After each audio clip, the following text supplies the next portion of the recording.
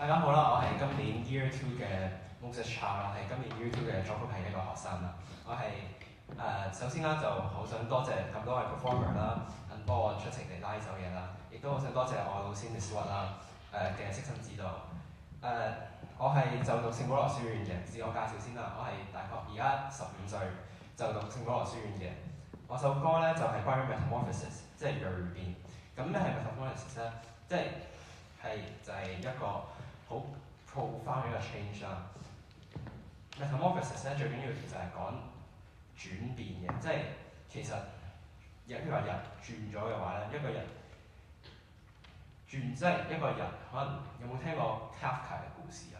即係一個人可能轉咗一隻昆蟲，咁其實會點咧？側邊嗰啲人有咩感受咧？